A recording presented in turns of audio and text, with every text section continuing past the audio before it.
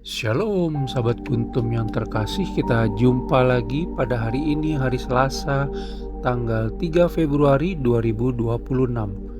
Hari ini adalah hari biasa dalam pekan biasa yang keempat, dengan warna liturgi adalah hijau. Kuntum pada pagi hari ini mengambil tema Yesus Kristus membangkitkan anak Yairus dari kematian dan menyembuhkan seorang perempuan yang sakit pendarahan selama 12 tahun. Struktur bacaan kita pada pagi hari ini terdiri dari bacaan pertama yang diambil dari kitab 2 Samuel 18 ayat 9 sampai dengan 10, 14b, 24 sampai dengan 25a, 30 sampai dengan kitab 2 Samuel 19 ayat 3. Mazmur tanggapan diambil dari kitab Mazmur 86 ayat 1 sampai dengan 6. Bait pengantar Injil diambil dari Injil Matius 8 ayat 17. Dan bacaan Injil pada pagi hari ini diambil dari Injil Markus 5 ayat 21 sampai dengan 43. Bacaan Injil pada hari ini dapat dibaca pula dalam Injil Matius 9 ayat 18 sampai dengan 26 dan Injil Lukas 8 ayat 40 sampai dengan 56. Bacaan Injil pada hari ini sama dengan bacaan Injil pada hari Selasa tanggal 4 Februari 2025 dan tanggal 31 Januari 2023. Struktur bacaan pada hari ini sama dengan struktur bacaan pada hari Selasa tanggal 30 Januari 2024, tanggal 1 Februari 2022, dan tanggal 4 Februari 2020. Baik sahabat Kuntum yang terkasih, saya akan bacakan bacaan Injil kita pada pagi hari ini yang diambil dari Injil Markus 5 ayat 21 sampai dengan 43. Semoga Tuhan beserta kita sekarang dan selama-lamanya.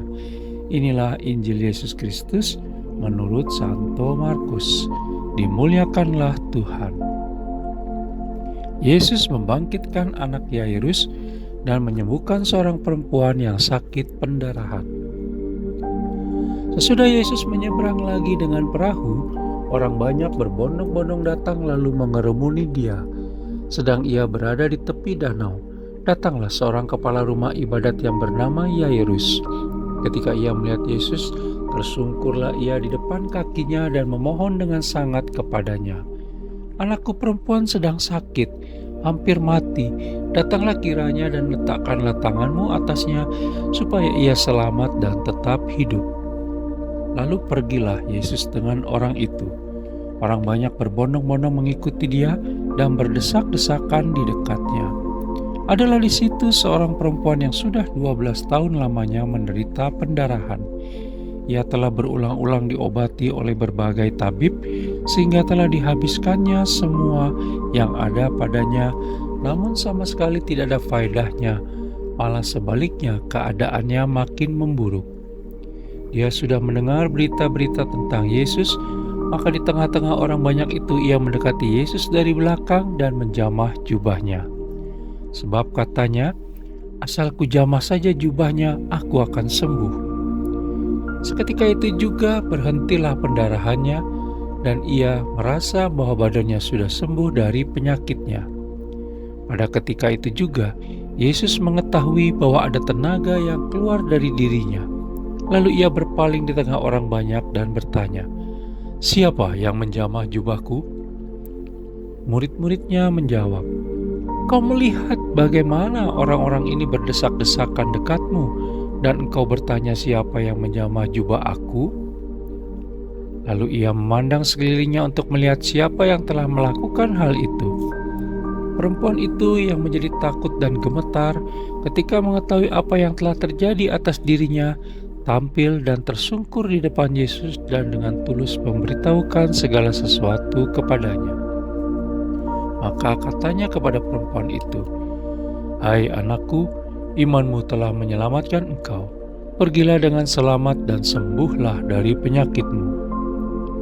Ketika Yesus masih berbicara, datanglah orang dari keluarga kepala rumah ibadat itu dan berkata, "Anakmu sudah mati. Apa perlunya lagi engkau menyusah-nyusahkan guru?" Tapi Yesus tidak menghiraukan perkataan mereka dan berkata kepada kepala rumah ibadat, "Jangan takut, percaya saja." Lalu Yesus tidak memperbolehkan seorang pun ikut serta kecuali Petrus, Yakobus, dan Yohanes, saudara Yakobus.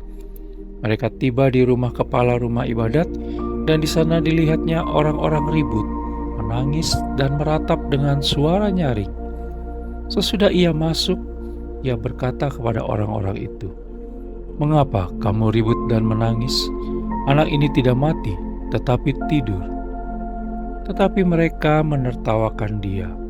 Maka diusirnya semua orang itu, lalu dibawanya ayah dan ibu anak itu dan mereka yang bersama-sama dengan dia masuk ke kamar anak itu. Lalu dipegangnya tangan anak itu, katanya, "Talita kum," yang berarti, "Hai anak, aku berkata kepadamu, bangunlah." Seketika itu juga anak itu bangkit berdiri dan berjalan, sebab umurnya sudah 12 tahun. Semua orang yang hadir sangat takjub. Dengan sangat ia berpesan kepada mereka supaya jangan seorang pun mengetahui hal itu, lalu ia menyuruh mereka memberi anak itu makan. Demikianlah Injil Tuhan, terpujilah Kristus.